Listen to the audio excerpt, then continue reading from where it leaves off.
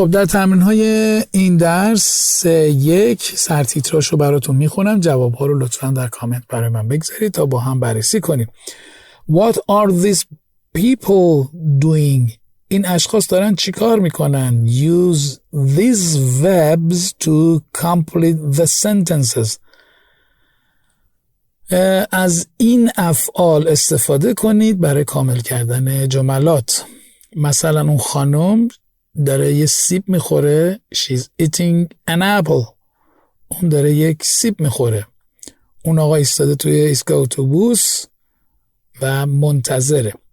این قسمت بالا وربا رو براتون بگم. eat میشد خوردن، have داشتن، lie دراز کشیدن، play بازی کردن، sit نشستن و wait منتظر بودن یا انتظار کشیدن که به فراخور سابجکت جملات بیه مناسب و ورب مناسب رو بیارید و حتما یادتون نره که اینجوری رو استفاده بکنید.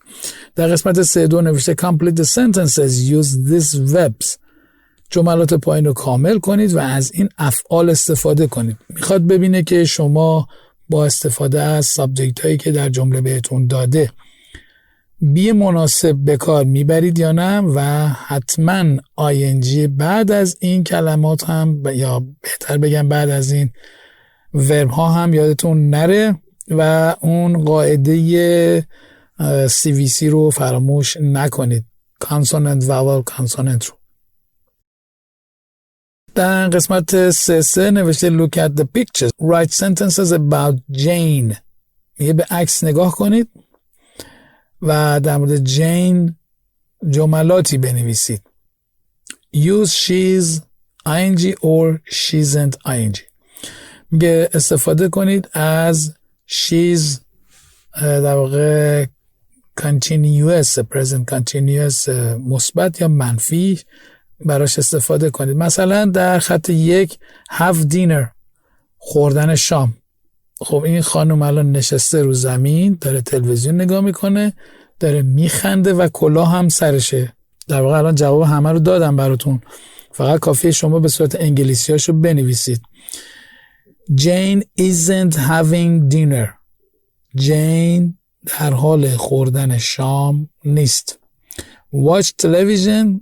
بله داره تلویزیون نگاه میکنه. She's watching television. بقیه رو هم نگاه کنید که چه کارهایی رو داره انجام میده یا چه کارهایی رو انجام نمیده. 3.4 گفته What's happening now؟ الان چه اتفاقی داره میفته؟ Write true sentences. جملات درست بنویسید. این درست بودن یعنی اینکه حقیقت داشته باشه، واقعی باشه. I wash my hair. شما میتونید بنویسید I'm not washing my hair. من الان موهامو نمیشورم. It snow. هم سابجکت رو داده هم مین وربو. snow یعنی برف. در نقش نون میشه برف، اما در نقش ورب میشه باریدن برف، بارش برف. It's snowing. داره برف میباره. Or it isn't snowing. داره برف نمیباره یا برف نمیباره. سوال 3 سابجکت رو داده بهتون I یا پرونان I. sit مین ورب جمله است.